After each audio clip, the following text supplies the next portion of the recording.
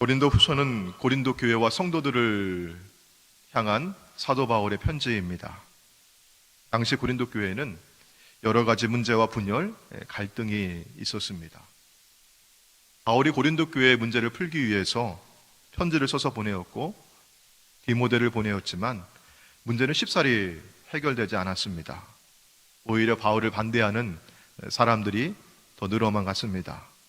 그래서 바울은 고린도 전서와 후서 사이에 지금 우리에게는 전해지지 않고 있지만 소위 눈물의 편지라고 하는 편지를 써서 보냅니다. 사도 바울의 마음에서부터 흘러나오는 그 눈물이 가득 담겨 있는 편지였습니다. 그리고 디모데보다 연장자인 디도를 보냅니다. 그리고 나중에 디도로부터 그래도 좋은 소식을 전해 듣습니다. 고린도 교회 많은 성도들이 바울의 편지를 받고 자신들의 잘못을 깨닫고 회개하고 바울의 진의를 이해하게 되었다고 하는 소식이었습니다. 하지만 비록 소수라고는 하나 여전히 바울을 반대하는 사람들이 아직 남아 있었습니다. 이들은 오히려 이전보다 더 심하게 바울을 대적하고 여러 가지 말을 지어내면서 바울을 모략하고 있었습니다. 바울이 자신들 위에 군림해서 자신들의 신앙을 지배하려고 한다고 하는 말을 하고요. 바울이 오만하다고, 그 사람 참 교만하다고 그런 얘기도 하고요. 그리고 그의 말과 행동은 진실하지 못해서 사람들 앞에 잘 보이려고 위선적으로 거짓으로 꾸며내고 행동한다고 그렇게 말을 하기도 했습니다. 여러분, 이렇게 온갖 소리를 다 지어내어서 바울을 반대하고 모략할 때 이런 형편에서 바울이 세 번째 고린도 방문을 계획하면서 자기의 마음을 담아서 써서 보낸 편지가 고린도 후서입니다. 그러니까 여러분, 이 편지를 써서 보낼 때 바울의 그 마음과 심정을 어느 정도 우리가 이해할 수 있겠죠. 왜냐하면 바울이 그토록 땀과 눈물을 흘려가면서 열심히 헌신해서 교회를 개척하고 세워왔던 교회가 고린도 교회였는데 그 교회 성도들이 자신을 반대하고 미워하고 또 못된 말로 지어내서 자신을 모략할 때 그 마음이 어땠을까요? 우리도 살아가면서 때로는 억울한 일을 당하기도 하고요, 뜻하지 않게 오해를 받기도 하고요, 나의 본 마음과는 다르게 반대를 당하고 모략을 당할 때 있지 않습니까? 여러분, 그때 그 마음이 어떠십니까? 여기서 바울은 위로하시는 하나님의 음성을 듣습니다. 그리고 그 하나님의 음성을 담아서 편지를 써서 보내었고 고린도 교회 성도들에게 그 마음을 전달해 주었고 또 오늘 이 편지를 읽고 있는 우리에게도 하나님의 음성을 들려주고 있습니다. 하나님은 바울에게 너는 위로받고 위로하며 살라고 하십니다. 그리고 고린도 교회 성도들에게도 동일하게 너희들은 위로하고 위로받으며 살라고 하십니다. 오늘 우리에게도 오늘 설교 제목이 뭐라고 했죠? 같이 한번 읽어볼까요? 시작. 위로받고 위로하며 살라. 이렇게 하나님의 음성을 들려주십니다. 오늘 본문의 말씀을 통해서 그러면 우리가 어떻게 위로를 받을 수 있고 또 어떻게 다른 사람을 위로하며 살 수 있을까? 주의 음성 듣기를 원합니다. 오늘 본문은 우리에게 세 가지로 말씀의 방향을 일러주시는데요. 첫 첫째로는 같이 한번 읽어볼까요? 시작. 하나님께 받는 위로로서 모든 환난 중에 있는 자들을 위로하라. 요즘 세상에서는 웰빙 혹은 힐링이라고 하는 말을 자주 씁니다. 웰빙 음식, 힐링 여행, 이런 표현들을 뒤에 이렇게 붙여가지고 쓰는데요. 그만큼 이런 웰빙이라고 하는 말을 많이 쓴다는 얘기는 무슨 말이에요? 그만큼 우리가 잘 지내고 있지 못하다고는 뜻이죠. 힐링이라고 하는 말을 많이 쓰고 있다는 얘기는 그만큼 우리가 상처받고 마음은 상하고 몸이 아프고 괴롭게 살고 있다고 하는 뜻이죠.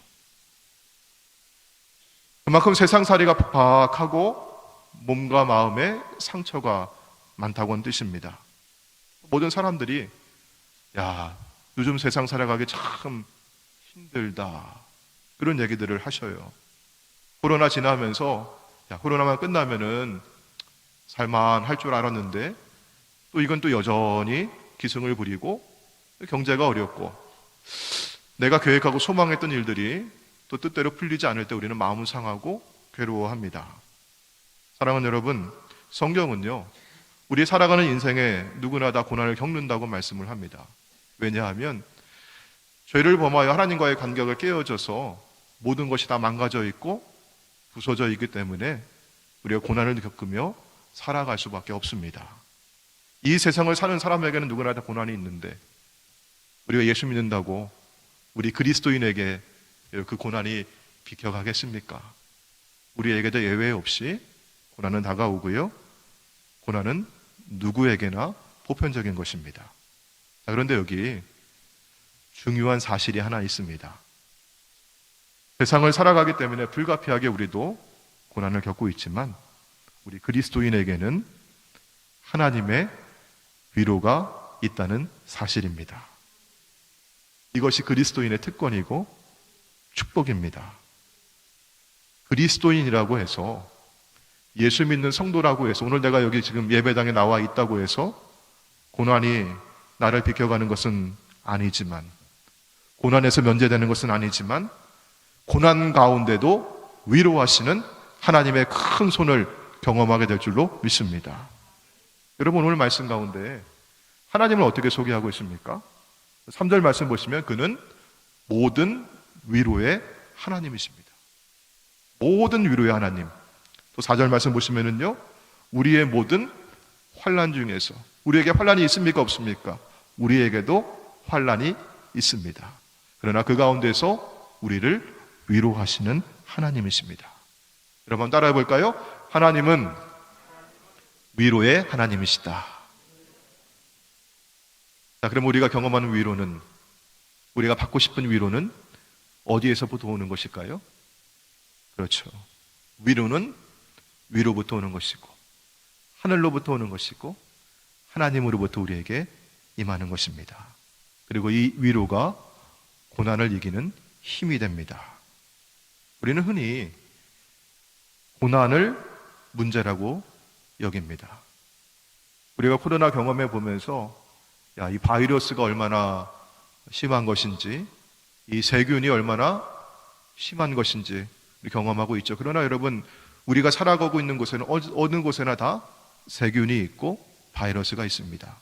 제가 여기 지금 손을 딛고 있는 이곳에도 바이러스가 있고, 우리가 숨을 쉬고 있는 이곳에도 바이러스는 있습니다. 근데 문제는 뭐냐면은 그 바이러스와 세균이 내 안에 들어왔을 때 내가 그걸 이겨낼 수 있는 면역력이 있고 몸의 밸런스가 있어서 그걸 충분히 감당해낼 수 있으면 문제가 되지 않습니다. 문제는 내 몸이 면역력이 저하되어 있고 밸런스가 무너져 있는 겁니다. 여러분, 무균실에 살아갈 수가 없습니다. 우리가 살아가는 모든 곳에 세균이 있고 바이러스가 있습니다. 인생을 살아가는 누구에게나 다 고난이 있고 어려움이 있고 문제가 있습니다. 문제는 뭐냐면은 고난이 있다고 하는 것이 아니라 그 고난을 이겨낼 힘이 내게 없다는 겁니다. 자, 여러분, 그런데 하나님께서는 그 고난보다 더 큰 능력과 힘과 위로를 우리에게 공급하시는 모든 위로의 하나님이십니다. 하나님께서 주시는 위로를 받을 때 우리가 고난을 이겨낼 수 있는 힘을 얻게 될 줄로 믿습니다. 이거 바울이 경험한 바였어요. 5절 말씀 보실까요? 같이 한번 읽어볼게요. 5절 말씀 시작. 그리스도의 고난이 우리에게 넘친 것 같이 우리가 받는 위로도 그리스도로 말미암아 넘치는도다. 아멘. 여러분, 그리스도 믿는 우리에게도 그리스도가 내 안에 살아계십니다. 나 주님과 함께하고 있어요. 믿음으로 고백하는 저와 여러분에게도 뭐가 있어요? 고난이 넘쳐옵니다. 큰 고난이 있을 수도 있어요. 그러나 여러분, 영어 성경에 보시니까 고난이 넘친다 할 때는 flow라고 되어 있고요, 그 다음에 하나님으로부터 그리스도로 말미암아 우리에게 무엇이 넘친다고 해요? 위로가 넘칠 때 여러분 뭐라고 되어 있어요? overflow. 여러분, flow보다 더 큰 게 overflow 아니겠습니까? 더 넘쳐나는 것이죠. 모든 고난을 덮고 넘치는 하나님의 은혜가, 하나님의 위로가 있음을 믿으시길 바랍니다. 고난보다 더 큰 위로입니다. 이 하나님의 위로는요, 오직 나 한 사람만을 위한 것이 아니라 나를 채우고 나를 넘쳐 흘러가서 다른 사람들에게도 위로가 흘러갑니다. 다른 사람을 세울 수 있는 힘이 됩니다. 이게 4절 말씀입니다. 다시 한번 볼게요. 4절 말씀. 자, 시작. 우리의 모든 환난 중에서 우리를 위로하사 우리로 하여금 하나님께 받는 위로로서 모든 환난 중에 있는 자들을 능히 위로하게 하시는 이시로다. 우리 하나님이 이런 하나님이십니다. 아파본 사람이 아픈 사람의 마음을 알고 그를 위로합니다. 굶어본 사람이 배고픈 사람의 마음을 알고 그에게 떡을 건네줍니다. 바울은요, 심지어 자신이 고난당하는 것은 다른 사람을 구원하고 위로하라고 하시는 하나님의 소명임을 깨닫습니다. 6절 말씀이죠. 같이 한번 읽어볼게요. 시작. 우리가 환난 당하는 것도 너희가 위로와 구원을 얻게 하려는 것이요, 우리가 위로를 받는 것도 너희가 위로를 얻게 하려는 것이니 이 위로가 너희 속에 역사하여 우리가 받는 것 같은 고난을 너희도 견디게 하느니라. 고난이 문제가 아니라 그 고난을 이겨낼 수 있는 위로와 힘을 주시는 하나님을 영접하시기를 바랍니다. 여러분, 위로는 누구로 말미암아 오는 것입니까? 예수 그리스도로 말미암아. 예수님을 영접하시길 바랍니다. 그리스도의 말씀을 들으시길 바랍니다. 그리스도의 위로를 받으시기 바랍니다. 헨리 나우엔이 말한 상처 입은 치유자라고 하는 표현이 바로 이런 것 같습니다. 내가 상처 입고 고난당하고 아팠을 때 하나님의 큰 위로를 경험하고 또 누군가 아파하는 사람에게 내가 그 위로를 전해줄 수 있는 사람이 되는 것입니다. 오늘 이 자리에 계신 여러분 가운데 몸이 많이 아프고 마음은 상하고 지쳐있는 분들이 계십니까? 새해 내가 다짐하고 계획하고 소망했던 일들이 내 뜻대로 잘 풀리지 않아서 힘들어하고 낙담한 분들도 계십니까? 여러분이 상처 입은 치유자라고 하는 사실을 기억하시길 바랍니다. 내가 왜 이런 고난이 있을까? 상처가 있을까? 하나님의 위로를 받고 또 누군가 위로가 필요한 사람에게 그 위로를 전해주라고 하는 하나님의 부름입니다. 한국의 개그맨 가운데 이동우라고 하는 분이 있어요. 여러분 혹시 아시나요? 그분이 결혼을 하고 신혼 때 한 100일쯤 지나서 눈의 이상을 느낍니다. 그래서 아내와 함께 가벼운 마음 가지고 안과를 방문했습니다. 근데 안과에서 망막 색조 변성증이라고 하는 불치 희귀 질환을 진단받습니다. 그리고 그 다음부터 시야가 좁아지고 앞이 캄캄해지고 시력을 잃게 되었습니다. 이분의 딸이 하나 있는데 딸이 지우라고, 이 딸이 벌써 중학생이 되었고요. 이분의 소원은 5분만이라도 3분만이라도 훌쩍 자란 예쁜 딸의 얼굴을 보는 것입니다. 그 사연을 들은 천안에 사는 한 40대 남성이 이동우 씨에게 눈을 기증하겠다고, 망막을 기증하겠다고 하는 그런 의사를 밝혀왔습니다. 이 두 사람이 함께 만나서 여행을 하는 이야기를 다큐멘터리 영화로 담았는데, 시소라고 하는 영화입니다. 그 영화의 소개 영상, 티저 영상을 한 1분짜리 준비했는데요. 우리 잠깐 같이 보시면서 말씀을 계속 이어가도록 하겠습니다.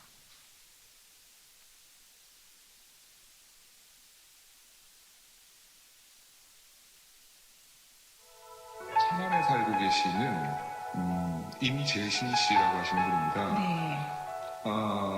본인의 망막을 저에게 주고 싶다는 내용이었어요. 이분에게 남아있는 것은 현재 시력밖에 없습니다. 네. 근데 그 시력을 저에게 주시겠다고. 저도 지금까지 마음이 먹먹해서 저는 이분의 망막을 사실은 저는 이동우라고 하고요. 제 친구는 임재신이라고 하는데요. 저는 앞을 못 보고요. 이 친구는 앞만 봅니다. 재신아 미안하다. 약장이니까 진짜? 바꿀래? 예신아, 여행 오면 내가 진짜 너한테 묻고 싶었던 게 하나 있었는데, 너 나한테 눈 준다고 했을 때 그때 진짜 왜 그런 거야?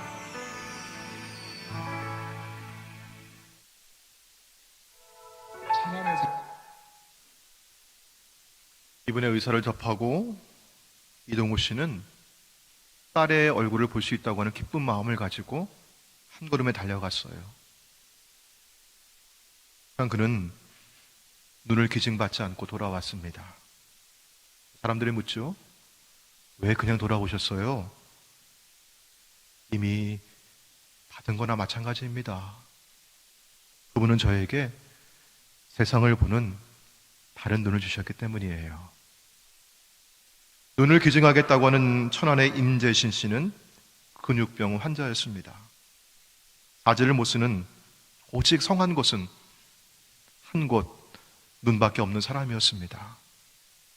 이동우 씨가 말했습니다. 나는 하나를 잃고 나머지 9을 가지고 있는 사람인데 그분은 오직 하나 남아있는 것, 그것마저 주려고 합니다. 어떻게 그걸 달라고 할 수 있겠습니까? 이동우 씨는 처음에 너무 좌절하고 낭망해서 술로 세월을 보내었습니다. 하지만 그는 주저앉아 있었던 낙심의 자리를 떨쳐 일어나고 이제 복지관을 향합니다. 시각장애인들이 사용하는 점자를 배워서 컴퓨터 자판을 두드리고 글을 쓰기 시작합니다. 그리고 글을 불러주는 곳이라고 하면 어디든 강연을 하러 다닙니다. 하나를 잃었지만 자신이 가지고 있는 나머지 9을 감사하면서 하나를 잃어서 낙심하며 괴로워하고 힘들어하는 사람들을 찾아가서 자신이 받은 그 위로를 나누어주고 있습니다. 사랑하는 성도 여러분, 하나님의 위로를 받으시길 바랍니다. 사랑도 위로도 받아들이는 것입니다. 하나님은 우리를 위로해 주시려고 하시는데 나 그런 거 필요 없어요. 나 괜찮아요 하면서 거절하고 손잡고 외면하지 마시고요. 하나님의 크신 위로를 그리스도 예수로 말미암아 부어주실 때 받으시길 바랍니다. 그리스도는 자신의 모든 것, 생명까지 나를 위해 주시면서 나를 위로해 주시는 하나님이십니다. 그 하나님의 위로가 나를 채우고 차고 흘러넘쳐서 세상을 향해 흘러가기를 주의 이름으로 축원합니다. 자, 여러분, 위로는 어디서 오는 것입니까?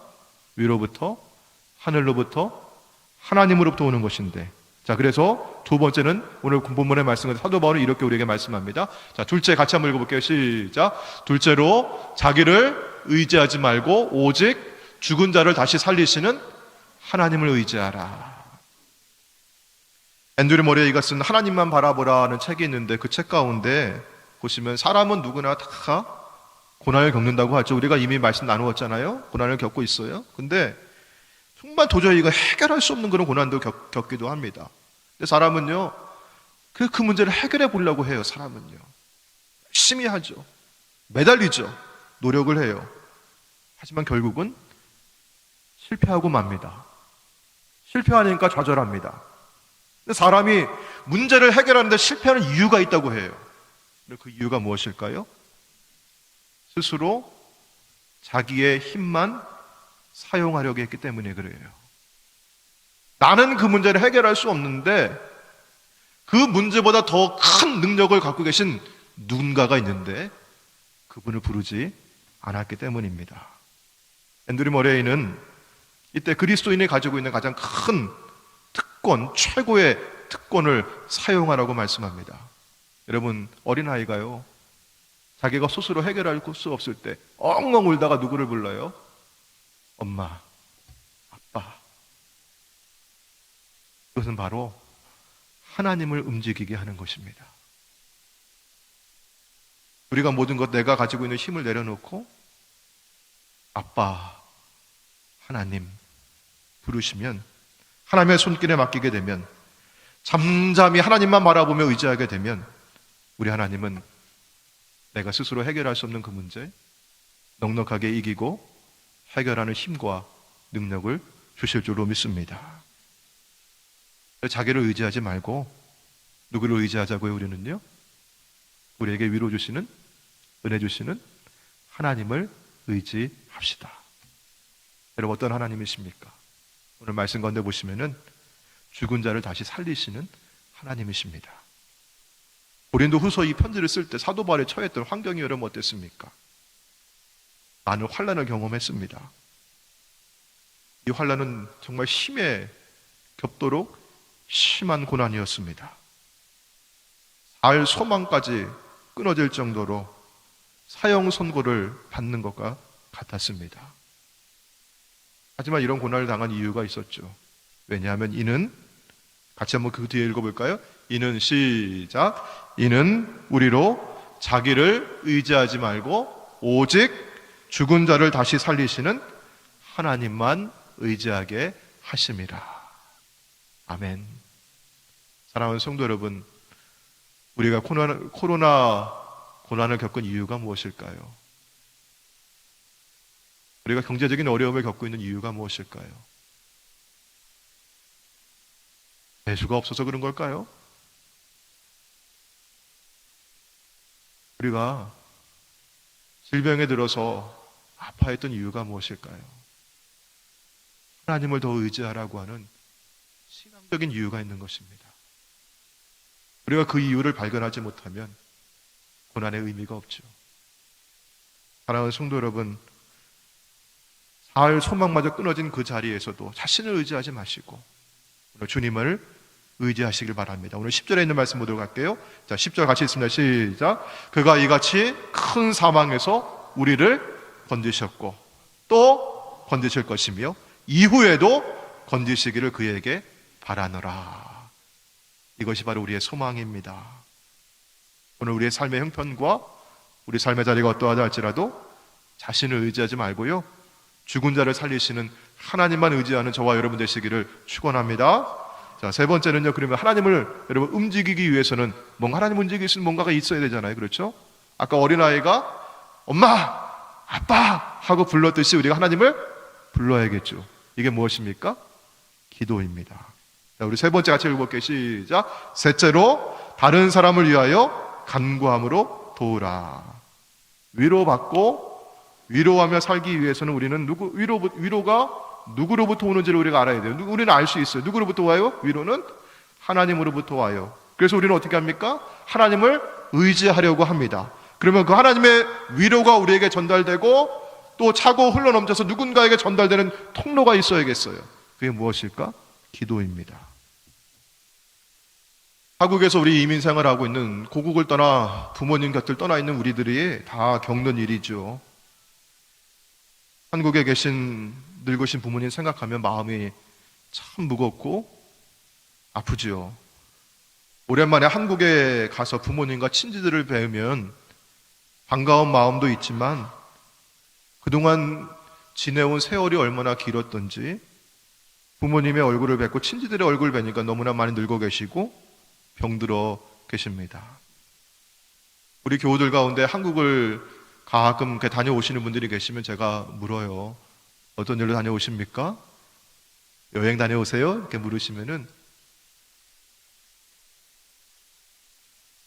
폐에 걸린 아버지, 어머니 요양원에 모셔드리러 다녀옵니다. 이렇게 답하시는 분이 계십니다. 자식의 얼굴도 못 알아보고 이름도 기억하지 못하는 부모님의 손을 놓고 다시 돌아서서 돌아오는 그 마음이 얼마나 무거운지. 제가 나이는 많지 않지만 제가 나이가 어릴 때 경험했던 일이었거든요. 우리 성도님들, 그분들의 마음을 생각할 때마다 저도 마음이 많이 무겁고 눈물이 납니다. 이민생활을 하는 우리 모두가, 고국을 떠나 있는 우리 모두가 겪고 있는 일입니다. 그래서 우리 모두에게 위로가 필요합니다. 한국에 계신 가족들에게도 주님의 큰 위로가 있어야 하죠. 우리 이민생활하면서 많이 외롭지요. 힘들지요. 우리는 하나님의 위로가 필요한 사람들입니다. 근데 우리가 우리 자신을 위해서, 그리고 누군가 외로워하는 사람을 위해서, 서로를 위해서, 한국에 계신 우리 부모님을 위해서 우리가 무엇을 할 수 있을까요? 제가 여러분을 위해서 무엇을 해드려야, 어떤 말씀을 드려야 여러분의 마음의 위로가 되겠습니까? 한국의 부모님이 아프다고 병원에 다녀왔다는 소식 들을 때마다 그때마다 달려가시는 것 아니잖아요. 무엇을 해드려야 부모님의 마음에 위로가 되겠습니까? 주님은 오늘 저와 여러분에게 오늘 11절에 이렇게 말씀해 주십니다. 우리 같이 한번 읽어보겠습니다. 시작. 너희도 우리를 위하여 간구함으로 도우라. 이는 우리가 많은 사람의 기도로 얻은 은사로 말미암아 많은 사람이 우리를 위하여 감사하게 하려 함이라. 아멘. 여러분 어떻게 하시라고요? 기도와 간구로 도우라고 말씀합니다. 하나님은 우리의 기도를 외면치 아니하시고, 하나님은 우리가 기도할 때 그냥 흘려보내지 아니하시고 반드시 응답해 주시는 하나님이십니다. 그래서 우리에게 하나님이 응답해 주시고, 여기 보시니까 뭘 주신대요? 많은 사람의 기도로, 여러분 우리가 중보 기도할 때 하나님 어떻게 해 주신대요? 은사를 주신다고요. 선물을 주셔요. 은혜를 베풀어 주십니다. 제가 우리 웨슬리 교회 우리 성도님들 위해서 제가 정말 따뜻한 말 한마디 제가 잘 못해드릴 때도 있고, 제가 여러분의 손 따스하게 잡아드리지 못할 때가 있다 할지라도, 제가 우리 성도님들 위해서 기도할 때마다 우리 하나님께서 크신 위로로 여러분의 손 잡아주시고 마음을 어루만져 주시고 함께 하실 줄로 믿습니다. 우리 성도님들이 정말 한 걸음에 달려갈 수는 없지만, 한국에 계신 부모님들 생각할 때마다 마음 아프고 힘들지만, 그래서 여러분들이 이곳에서 눈물을 흘려 기도하실 때마다 우리 하나님께서 우리 부모님들 손 잡아주시고 위로해 주시고 소망으로 함께 하실 줄로 믿습니다. 여러분, 우리는 바로 그 믿음 가지고 살아가는 거 아니겠죠? 우리에게 그 믿음이 있어요. 사랑하는 여러분, 누군가에게 위로가 되고 싶지 않습니까? 어려움에 처한 누군가를 돕고 싶지 않습니까? 그렇다면 그분을 위해서 기도해 주세요. 간구함으로 도와주십시오. 어쩔 때는 이런 질문을 하시죠. 목사님, 저는 기도하고 싶은데도요, 어떻게 기도해야 될지 모르겠어요. 그분의 사정을 제가 잘 몰라요, 목사님. 뭘 기도해야 될지 모르겠습니다. 여러분, 그럴 때는요, 내가 이 기도를, 이 마음을 말로 다 표현할 수 없을 그때에도 주님의 이름을 불러주십시오. 그리고 영으로 기도해 주십시오. 내가 주님의 이름을 부르며 기도하시면 성령께서 도와주실 줄로 믿습니다. 로마서 8장 26절에 있는 말씀과 같습니다. 이와 같이 성령도 우리의 연약함을 도우시나니 우리는 마땅히 기도할 바를 알지 못하나 오직 성령이 말할 수 없는 탄식으로 우리를 위하여 친히 간구하시느니라. 어쨌든 우리가 오랫동안 같이 신앙생활을 함께 해왔지만 제가 저분의 마음을 잘 모르겠어요. 저분의 사정을 제가 잘 모르겠어요. 여러분, 그러실 수 있거든요. 그래도 여러분, 그분을 위해서 영으로 기도해 주셔요. 그분의 이름을 부르고 주님의 이름을 불러주십시오. 내가 다 말로 할 수 없는 것도 성령께서 도와주시고 친히 간구해 주십니다. 오늘 주님께서는 우리에게 세 가지로 말씀을 주셨습니다. 이 말씀 꼭 기억해 주시고 이번 한 주간을 지내면서 이렇게 꼭 실천할 수 있기를 원합니다. 제가 첫째로 하면 여러분 같이 읽어주시고, 제가 둘째로 하면 또 읽어주시고, 우리 한번 복습해 보도록 할게요. 자, 첫째로,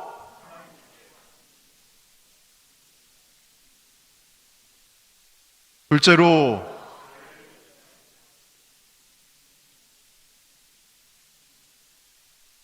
셋째로,